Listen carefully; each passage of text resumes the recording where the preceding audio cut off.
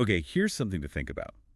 What if that person you've been looking for, scrolling through apps, hoping for some grand gesture, what if they've actually been right there the whole time? It's a big question, isn't it? Especially now, with so many ways to connect or try to connect. How do you even spot the real thing anymore? Exactly. And that's why today we're doing a deep dive into a book that really gets into this. The good ones are taken by Taj McCoy. Yeah, it's such a great read. Our mission here is to follow Maggie Jones, that's our main character, through her, well, often hilarious, but sometimes really frustrating dating journey. And we'll see how she learns some surprising things about herself and finds her happily ever after in a way she totally didn't expect. Right. And the book's got some serious praise, things like fresh, sexy, and fun, a hilariously fresh take on dating, and my favorite, a heartfelt, delicious, joy-filled friends-to-lovers journey. It really is. Yeah. We'll also look at how Taj McCoy specifically, focuses on plus-size Black love stories and characters with really strong sisterhood and family connections. It adds such a great layer. Absolutely. So by the end of our chat today, you, listening in, should get some real insights into just how complex finding love can be, why your friends and family matter so much, and, importantly, how to maybe spot genuine connection when it's not all fireworks and big displays. Those aha moments, that's what we're after. Exactly. So let's jump in. Meet Maggie Jones. She's a tax attorney in Santa Monica. Sounds pretty driven. Oh, she is. The book describes her as sassy, energetic, colorful, loves her job, her condo, even her cat, Penny. Seems like she has it together. There's always a but, right? Right. We meet her when she's still pretty raw from a bad breakup. Her ex, Rob, dumped her on their anniversary after a year together. Ouch. Yeah, big ouch. Apparently, he'd already set his sights on someone else. So that kind of betrayal, it makes her really hesitant to, get back out there. She just wants to wallow for a while. Totally understandable. Who wouldn't? Yeah. But her friends aren't having it. Not at all. Her ride-or-die friends, Savvy, Joannie, and Beth, they basically step in and say, okay, enough, time to get over it. Even though Maggie's like, ugh, online dating, no thanks. She wants to meet people organically. The thought of apps makes her gag, apparently. Yeah, it does. But friends know best, right? Or think they do. They just take over, set up her profile anyway. Savvy, who's kind of the leader, the matriarch, she even reminds Maggie, like, hey, remember when I broke up with someone and you pushed me onto these apps? Calls it karma. Okay, fair play, Savvy. Yeah. So Maggie's forced back into the dating scene. How does that go initially? Oh, it's rough. Classic modern dating woes. First, she's at a bar, thinks a guy is interested. Turns out he's taken. Strike one. Been there. Right. Then she meets another guy at the bar, offers her a drink. Seems okay at first. But Maggie, being an attorney, she notices the Like what? like fidgeting. She figures out he's newly divorced pretty quick. And then he hits her with this totally inappropriate line asking her to, The busted open line. That's the one. And Maggie's reaction internally is just, who does that? She immediately texts her friends like, you won't believe this. Chronicles for the group chat. Essential. And the apps. Any better? Not really, no. Even with her friends writing her profile, calling her a legal advocate dynamo, the matches are something else. Oh, boy. Yeah, there's a guy whose gym selfie is clearly taken in a public restroom, complete with a giant urinal in the background. Oh, no. Please, no. Yep. Thankfully, her best friend, Garrett, steps in. He helps her weed through these dudes. Good old Garrett. Yeah, he's quick, too short, needs more education, too many baby mamas, or the guys who are way too forward, like the one whose opening line is basically, if we meet, we smash him. Classy. So these early experiences, they're funny, but also kind of setting Maggie up, right? Showing her what isn't working. Exactly. Yeah. It builds this backdrop of disappointment and superficiality, which makes the next guy seem, well, different at first. Enter Blake Hamilton, the heart surgeon. That's him. They meet at the gym. He asks her to spot him on the bench press. Maggie thinks he's fine, strong, very athletic build, great smile, short fade, looks good on paper. Yeah. And seems to have his life together. Oh, yeah, big time. He lives in Maggie's dream house, right on the Strand, facing the ocean. And he pulls out all the stops. Grand gestures galore. Like what kind of gestures? Well, he hires a private chef cat who happens to be a family friend just to cook for them.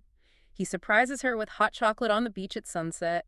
Gets impossible to get tickets for a Marsha Ambrosius concert. Wow, okay.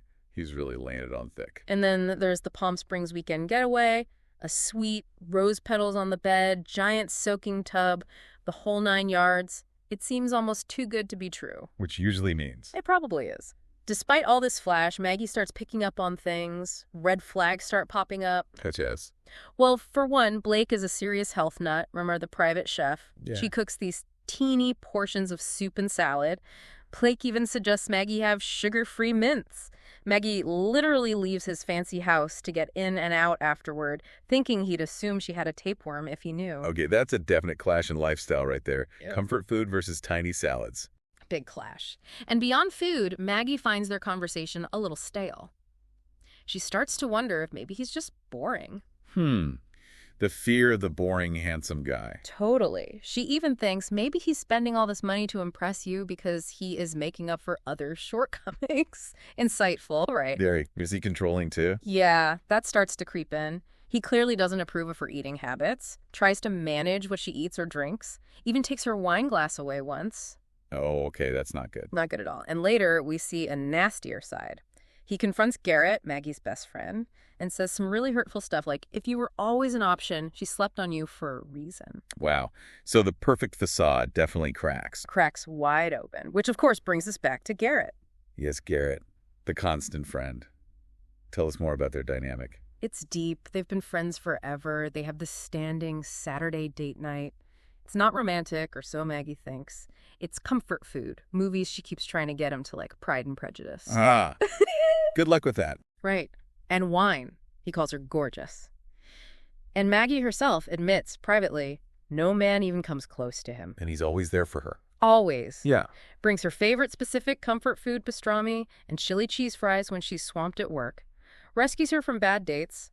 Helps her practice for a broadcasting thing, even though he hates public speaking himself. That's real friendship. It is. She even says to him, you take far better care of me than I usually admit.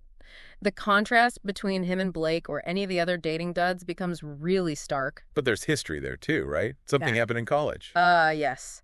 The pact. It was during a drunken game of truth or dare. Garrett dared Maggie to kiss him. Okay. But Maggie panicked. She was afraid she'd lose him as a friend if things got weird romantically. So she proposed a pact. They would never cross this line. Friendship first. Protecting the friendship. Seems reasonable, but maybe short-sighted. Looking back, yeah.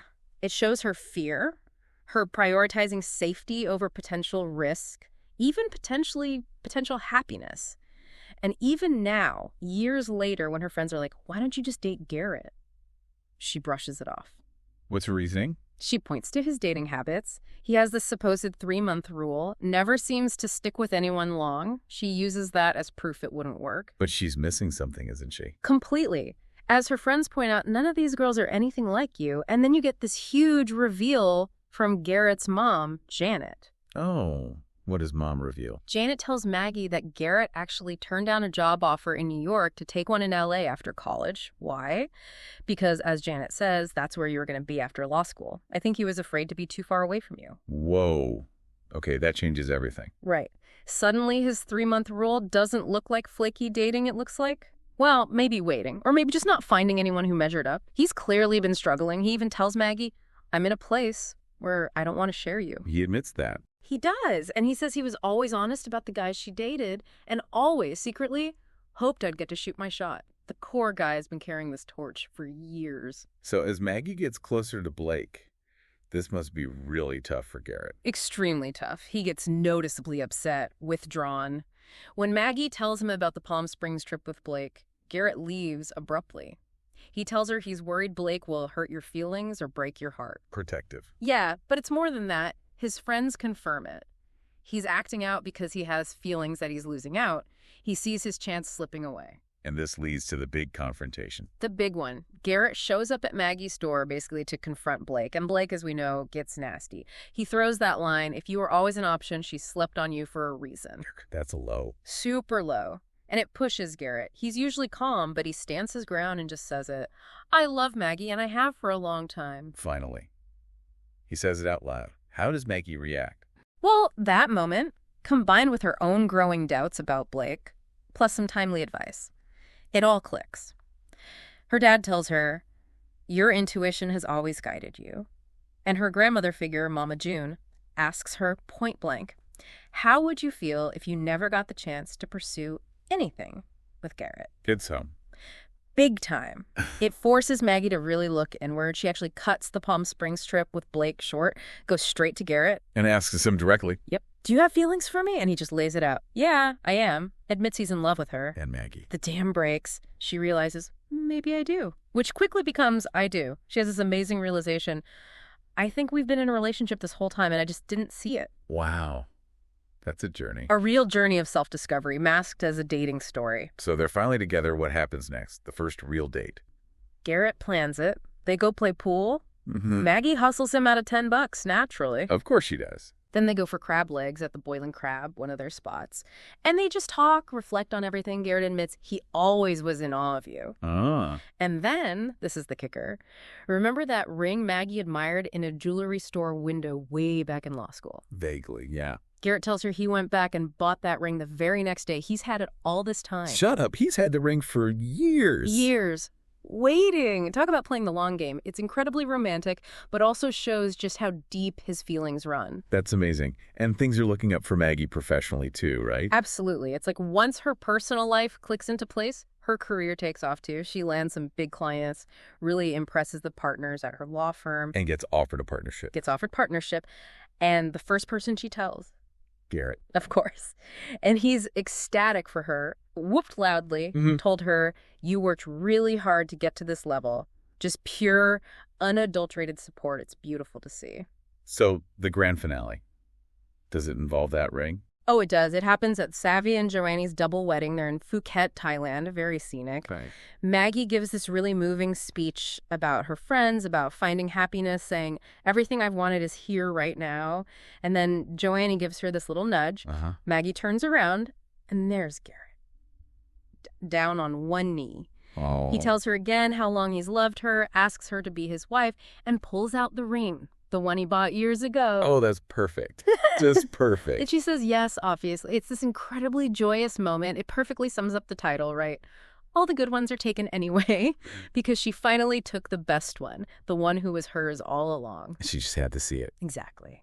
The book ends with them planning their future, talking about moving in together, and because it's Maggie, their joint bachelorette party is, naturally, on a chartered yacht with a private chef and massage therapists. Yeah. She gets her grand gesture in the end, but on her own terms, with the right person. Love it. So, wrapping this up, we've really seen Maggie go from heartbroken and lost in the dating wilderness. Yeah, navigating all those awful dates and the lure of the superficially perfect guy. To finally recognizing this deep, steady, supportive love that was right under her nose the whole time with Garrett. It's a powerful reminder that real love, true connection, it isn't always the flashy Instagram perfect stuff. Often it's built on friendship, on showing up, on just being there consistently. Which leaves us, and you listening, with something to maybe chew on. Yeah, a final thought. Yeah. In your own life, could the expectation of some big, dramatic, grand arrival of love be making you overlook something quieter, steadier, maybe something already there? What good ones might already be right beside you, waiting to be taken by you, if you just, adjusted your focus a little?